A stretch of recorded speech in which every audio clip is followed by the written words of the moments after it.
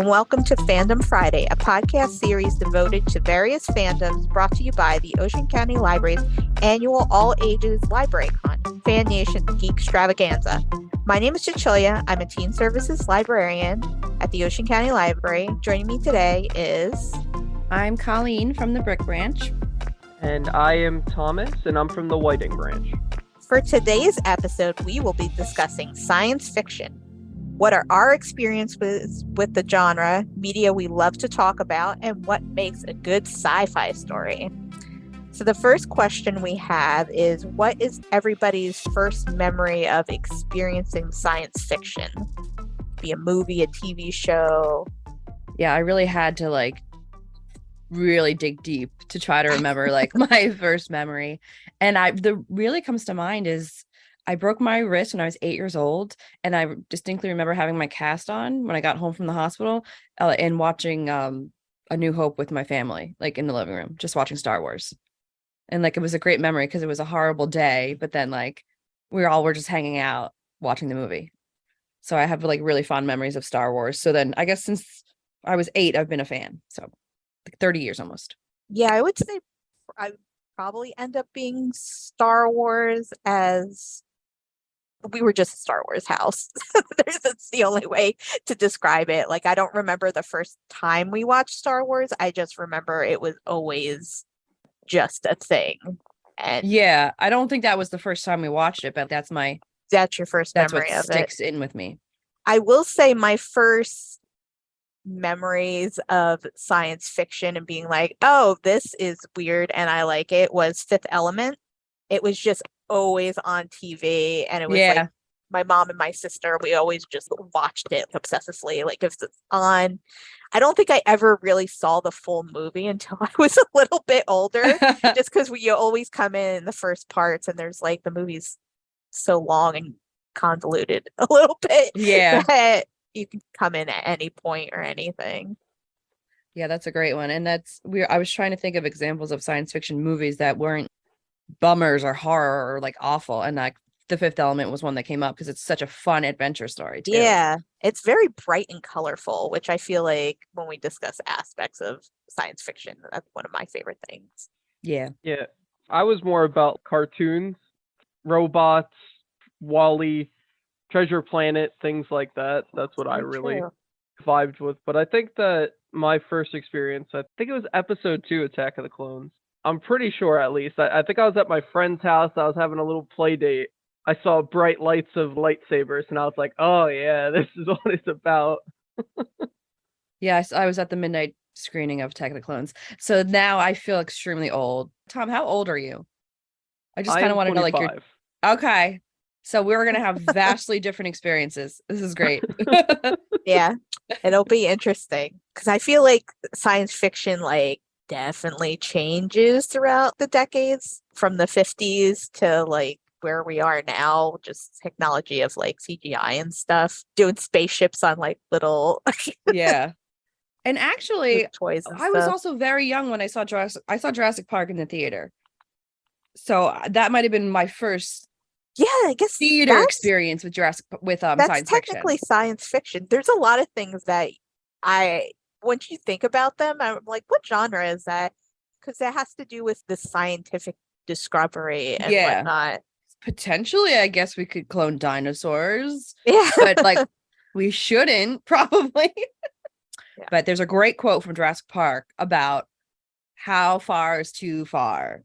Yes. And I feel a lot of science fiction movies kind of skate that line, and TV shows and books, and it's all about discovery of new worlds, like Star Trek, or straight up space battles like Star Wars. Discovery of new worlds, and then usually the corruption of those worlds. Yeah. I think I've heard someone describe the difference between Star Wars and Star Trek is Star Trek is classical music, and Star Wars is rock and roll. That's funny. Yeah, Star Trek I think is potentially possible down the road, whereas Star Wars, even though we call it science fiction, I really feel it's more fantasy. So it's that's one of those things that is along the lines. Like, will we have spaceships that go into space? Yeah. Are we going to develop lightsabers one day and be able to move things with the Well, force of our brains? they're Who close knows? to lightsabers. I guess that actually is more possible than the actual use of the force. So, what do you guys think is the most underrated science fiction media? It's really hard to think because science fiction takes up so much part of my world that I'm trying to figure out what I think is really underrated. And I think it might be like the book to movie aspect of it, because we're finally seeing that with Dune. They went all in on this and they put so much money into it, and the movie is spectacular. You never would have thought you could create a good movie out of that ridiculous book because it's so wild and out there. And I feel like it didn't do that well because people still aren't super into these big science fiction unless it's Star Wars or Marvel. I'm hoping one day to see like a Hyperion. I think that would be insane and crazy and so awesome because that's such a great science fiction novel, but it's also like 1,000 pages. Can you really capture that for film, and will people go and see it? Yeah, I feel like it depends on if there's an audience for it. And I think there's a lot more that can be done with science fiction. I feel like some novels are so big, they're expansive minds of the 80s and whatnot. And now like they have the technology to start doing stuff. And I'll just say it, nerds are cool now.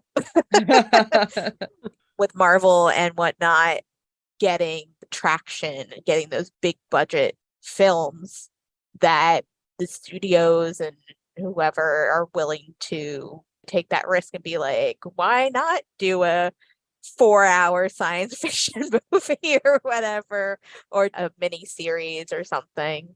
Yeah, but then every time we get something really cool and then people don't watch it, I get worried that they're going to backtrack. Yeah, Like yeah. with Blade Runner 2049 is probably one of the best films of the past few Yes. years, and nobody watched it. I'm like, it's just like devastating. So Yeah, when are they going to stop taking chances?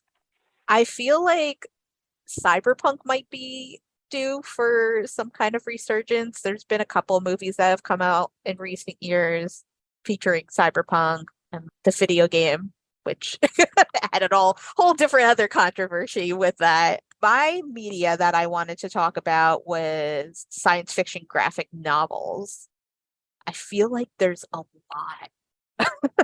There's a lot of like really good indie graphic novels that are coming out. I mean, I can't say science fiction graphic novels without mentioning Saga.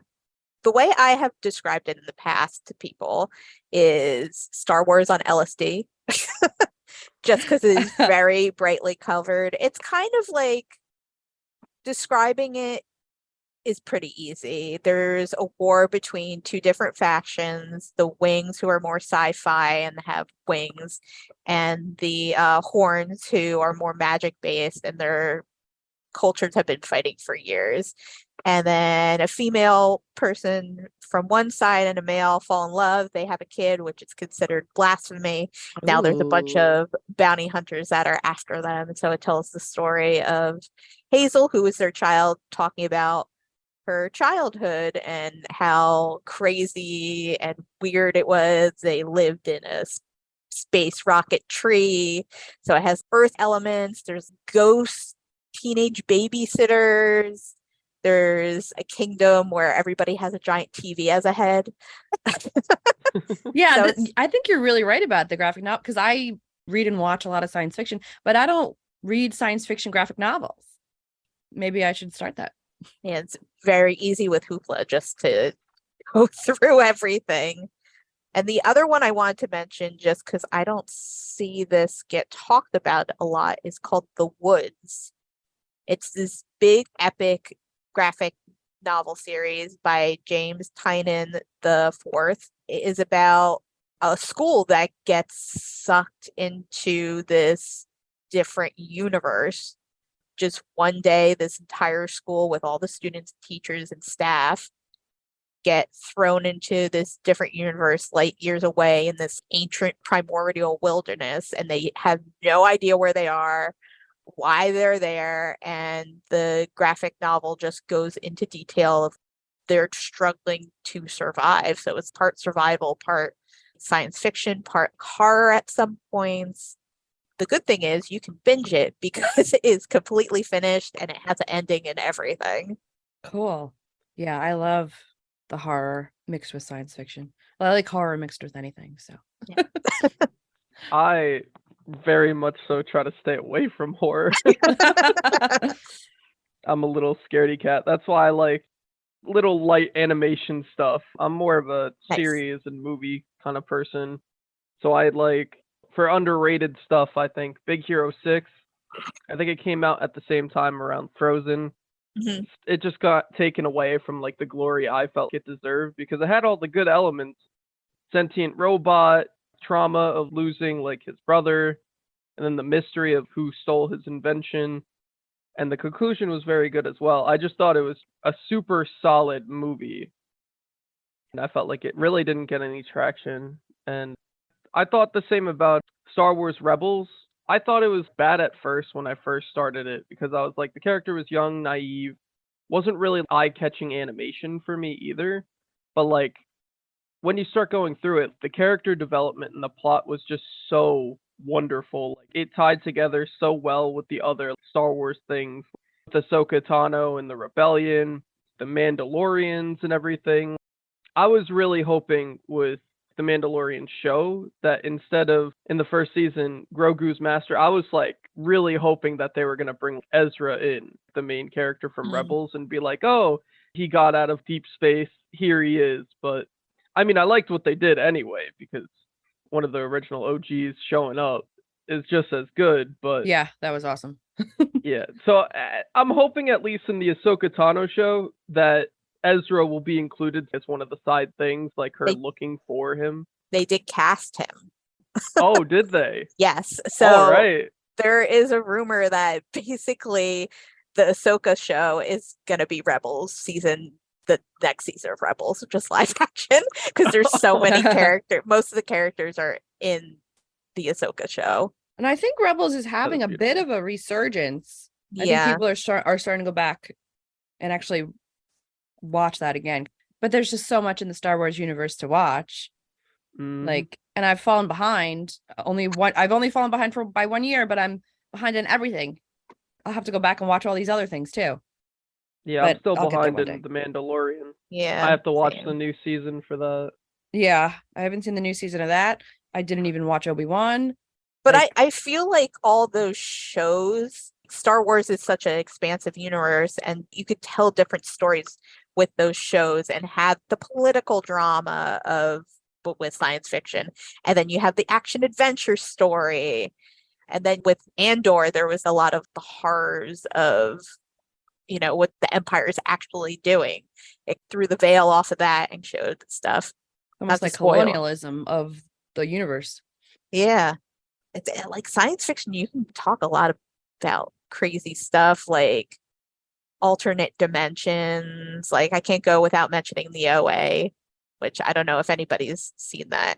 No. Here. So the OA is a Netflix show. It's about a woman that has been missing for some years, and she comes back, and she was blind when she left, but she comes back and she can see now.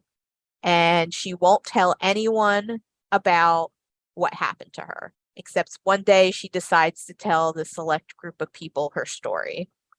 So it goes present day, and then she's going back talking about what happened to her. No spoilers, I guess, but some crazy sci-fi stuff is what I could say. Apparently And with other dimensions. with other dimensions. And the second season explores what if you take a different path in life? What if this Ooh. didn't happen? Or what if this didn't happen? And the multitude of different worlds and how our choices affect everybody around us. That's in addition to comics, that is my underrated. Saga is not underrated. Saga is incredibly popular, Okay. but I needed to mention it because it is great. And I hope someday, I don't think they could do a movie with it. I think they would have to do like an adult cartoon series or something. Yeah, which adult cartoon series, are also underrated. They need to do more of those.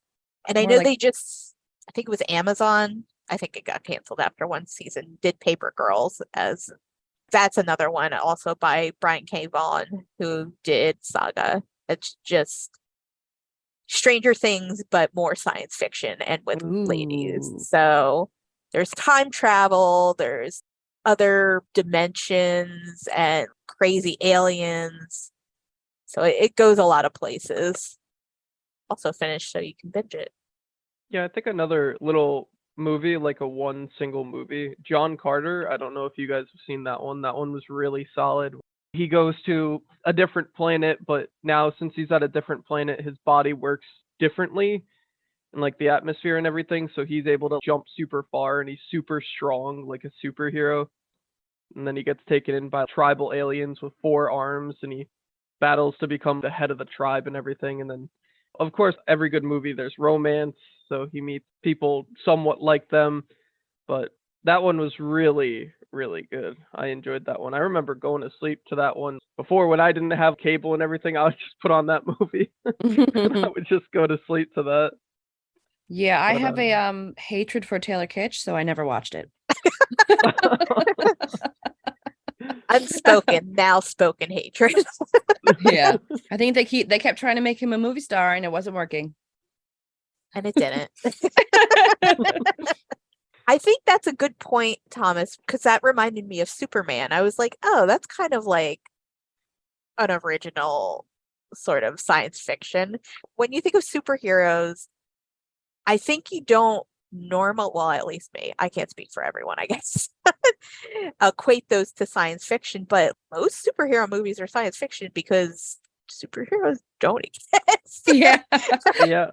Except And, for like some that are like blatantly fantasy, but yeah, most of them Yeah. are science fiction. Yeah, so X-Men, mutants, that Yeah. whole DNA sort of situation. Guardians of the Galaxy, the 3rd installment just came out.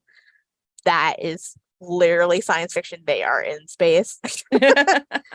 Most of the Avenger movies with the time travel, we were talking earlier, Thor is pretty much science fiction, even though it kind of is fantasy too. I would consider Thor fantasy. Okay. I Well, really we were would. talking about because they're in space and they're going to different planets, and I feel like some of the planets have fantasy aspects, and Yeah. some like I think it And then like you've got Loki just doing magic all over the place. Yeah, but when you take it like think about how Thor had to forge a new thing and he had to go into space and like superheat, yeah, and hold it down in space. Like, I don't know, like, is it fantasy or is it sci-fi with all that going on? Yeah. Thor's the one that comes to mind when it's bridging sci-fi and fantasy together. Yeah. literally a bridge, the Rainbow Bridge. Yes. That's literally the bridge between Earth and. I think so. When you see Heimdall, you're in Fantasyland. And when you go back down to Earth, you're in sci-fi. So, what are your favorite aspects of science fiction?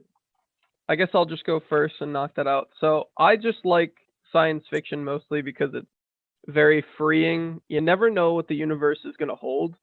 And because of that, we have so many different people who write different things and all these different shows because as far as your mind could take you, it could happen. And even when all hope is lost, you just come up with some random new way that no one would have ever thought about to like get out of the scenario. And I think that's just really cool because no matter where you're stuck, there's always that option to be like, oh, no, this race could actually like breathe in space. Yeah. No, they're fine, you know? The Deus Ex Machina can come from anywhere. Yep. And that's really what I like about science fiction. Yeah, I agree with that. Like, yeah, that's the best aspect is anything can happen. And then that's what I like about like the horror aspect. You go into these dimensions and some of them can be like utopians, but then some can be like these horrorscapes of absolute craziness. Is there such thing as a utopian? Like, come on. I guess it would be boring. Yeah, it would. So nobody wants to write about that. Well, there's always some seedy element underneath. Oh, there's Soylent Green as people. Or Yeah, like, yeah. The one that's coming to mind is Brave New World. Yeah. There's always something. I mean, yeah, the island. Oh, you guys are so great. It's Yeah. fantastic, but we're going to kill you soon and take your body parts. So sorry. You had it good while it lasted. Yeah, I mean, there was that whole, we were talking about Alien and Predator, that science fiction horror genre, the whole in space, no one can hear you scream. Yeah. But the thing of the unknown, I think, is the main draw, I think, for sci-fi horror, because it's like, I don't know what this creature is or what it could do. Yeah. And it could Spitting be acid anything. at me? Sure, I guess that's happening now. Oh wait, oh, it can Like, disappear. Oh great. Okay, perfect. yeah, Like pop out of people's chests, yeah, and then also with science fiction, you never know if it's going to be like. So one of my favorite movies is Sunshine. So they're traveling to the sun to like restart it or whatever. They have this bomb, and you think it's just going to be about space, things that can go wrong on a spaceship, which is horrifying enough. But then this other aspect of they come across a ship that's been missing. Is this going to turn from science fiction to like almost a fantasy at this point? So I like when you can't tell if it's a supernatural or an actual like sciencey thing that went wrong. yeah, definitely bridges the line, I think, of a lot of different genres. I feel like with science fiction, you can't tell if it's science fiction sometimes. Yeah. You kind of have to think really hard about it. Like, oh, it could be this or it could be that. Or we could just dump it into science fiction. Yeah. I think we can't go without talking about like the OG science fiction, which is Frankenstein. Yes. Mary Shelley is widely considered the mother of science fiction, if you will, because it is the fictional creation of science. I don't know. Maybe that's not a right way to say that, but Yeah. like Frankenstein is, and any kind of Frankenstein retellings are some of my favorite science fiction and horror melded into one. and it does meld that horror element. So some elements of science fiction I just wanted to bring out there are alternate histories. You could have space travel, enhanced humans in some sort of way, anything to do with AI or super intelligence. I guess Megan is science fiction horror, right? Oh yeah, I haven't seen that, but yeah. It 100% is. I'm like anything with AI. AI is super creepy. Even like, did you guys see Ex Machina? Yes, that was the one I was thinking of, and I could not remember. Like you name, don't think it's horror, but then at the end, it's like, oh my god, yeah, what's happening? I love that movie. And like dystopia too, utopia, post-apocalyptic. Yeah, so people's first foray into science fiction for the younger generation could be the Hunger Games. Yeah, because even that's not just your typical dystopian, because there's some crazy stuff going on there, like the melding of the different birds and like the creation of the places they go. What are they called? The arenas, where it's just a building, but it looks like an island world, or it looks like a forest. They use a lot of different cool stuff in that. I think survivalist science fiction is seeing a super uptick. And then things that I wouldn't realize that really are survivalist. Like anytime people are going to new planets, really. Yeah. Like there's the series, the Chaos Walking, The Knife of Never Letting Go, made into a movie. I did not watch it. I probably will not. I heard it was terrible, but the series is excellent. They go and discover like a new planet and it's chaos. So they have to figure out what the heck's going on. And they have to survive on this new planet, which is completely different from Earth. I will say, going back to the question, favorite aspects, I feel like a lot of science fiction media asks the question almost, whether it's an existential one or it's saying something about AI or the state of humanity, and attempts to answer that with something crazy and wild. Like, yeah. The one that comes to mind when looking at my list is I didn't watch the original Battlestar Galactica, but the reboot of Battlestar Galactica it is kind of a dystopian, because it's not really a spoiler. It happens within the first seconds of the show. All of their planets are gone and they're the only ones left. Oh my gosh, I've never watched it. Yeah, the way I described it was like Walking Dead in space, kind of, but instead of zombies, they're Cylons, and those are AI, but they look human, so you like don't know who is one. Okay. And they're trying to figure out who is one trying to rebuild their society while they're looking for this mythical place called Earth. So Wow, that's really interesting. yeah, I never really yeah, like looked into what it's really about. I just always like heard about it and yeah. like But it puts in questions about humanity and what are they're basically sentient robots. What are these creatures? Are they human or are they something else? Do they deserve a place in this new world? Does anybody else have any other media that asks a certain question or whatnot? Can't really think of something that asks a question per se. I just watch the ones that are like, I don't know, really high action, like take over the world kind of stuff. Like we got Transformers, we got the Terminator and everything like that. Those are the ones that I typically watch. I don't know if I would say they have a question that they would ask. Do you think they would? Well, I think Terminator yeah. is that whole AI versus It's again, when have we gone too humanity. far? When have we gone too far kind of aspect. But instead of dinosaurs, it is It's robots. Yeah, it's AI. I think Avatar, the blue people definitely have the when have we gone too far Yeah. as well. Yeah, that's a good one.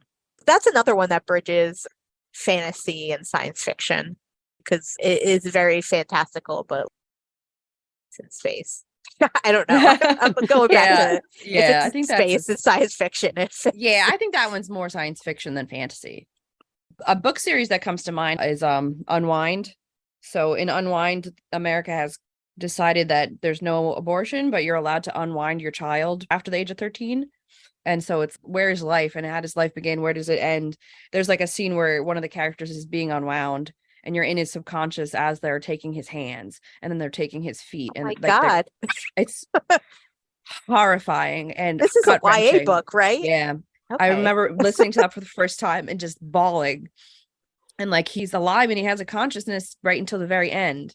So that questions about where does life come from? When does it start? Things we've never been able to answer.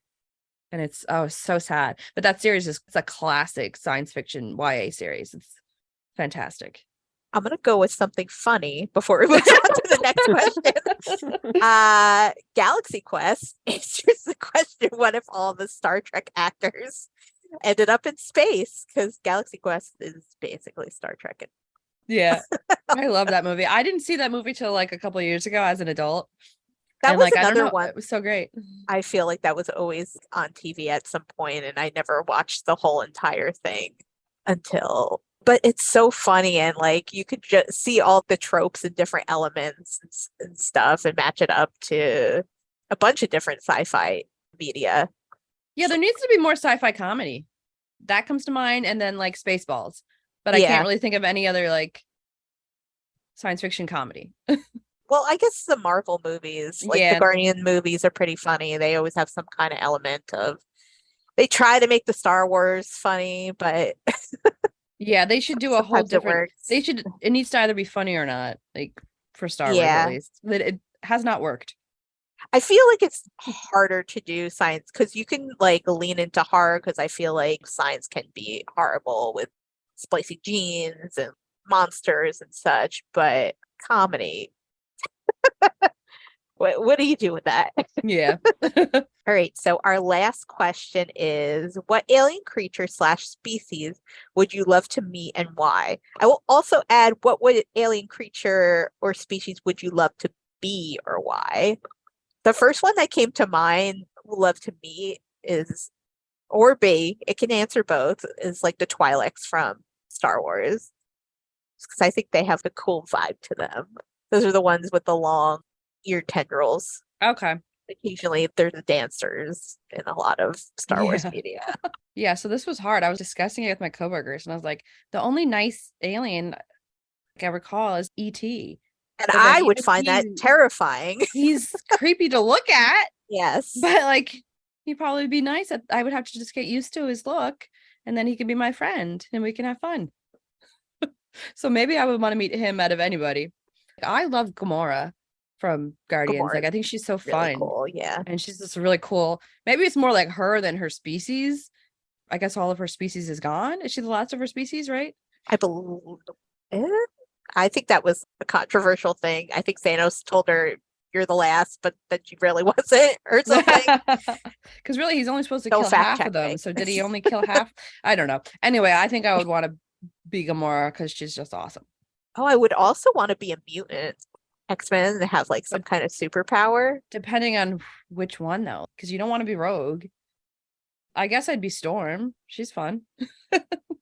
Yeah, it depends on who or what you would want to be. I will add that I would love to meet Stitch from Leave Alone Stitch, even though he looks like a little terror monster and is a little terror monster. What about you, Thomas?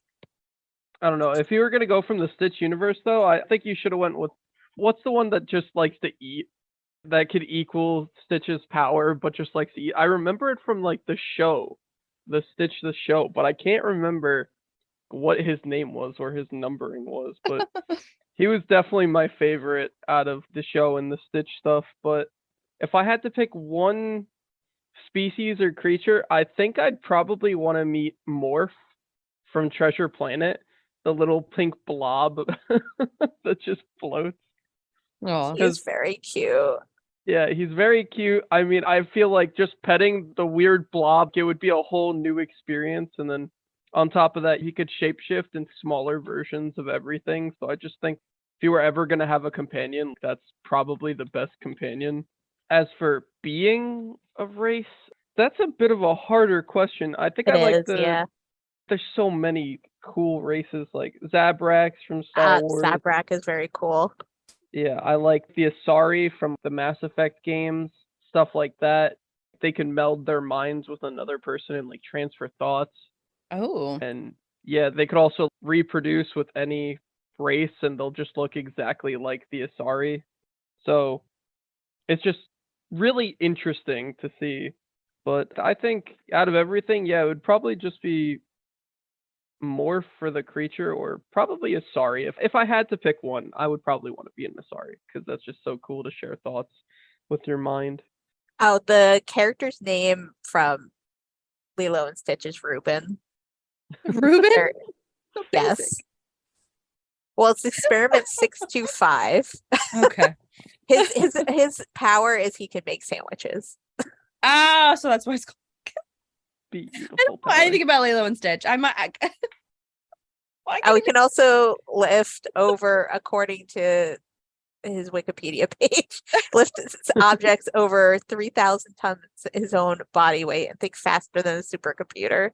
But all he wants to do is make sandwiches. I think that was like he has like all of Stitch's power, but he's very lazy. All right, any lingering promotion of different media? I mean, there's just so many, so I don't even want to. I do have to mention Umbrella Academy, just because that bridges a lot of aspects of science fiction, especially with the different seasons. Yeah, I haven't watched season 3 yet, but I loved the first season, and then I liked the second season well enough. But... Time travel, the superpower aspect. You know what? I would like to meet 5. Is that the name? Yeah. Of Yes. Yeah. What's his character's name? I think we just goes by 5. His name is 5. Yeah. Right. Okay. Yeah. He's my favorite. I love him. So funny. Oh, that is another one. Like, what character would you like to meet in science fiction? There is a character in Saga. Well, there's a couple characters. There is a creature called the Lion Cat, which will just say it's like the one that one of the bounty hunters has is like a green, hairless Sphinx cat. And will just, when it hears a lie, just say lying. Very iconic, very good cat. I would probably want a lion cat as a pet. Because that I could just walk it around and see what people are saying. Thanks for listening. Be sure to visit our website, theoceancountylibrary.org/teens/fannation for a listing of all events happening this year. All titles mentioned on today's episode can be accessed free with your library card. Until next time, have a fantastic day.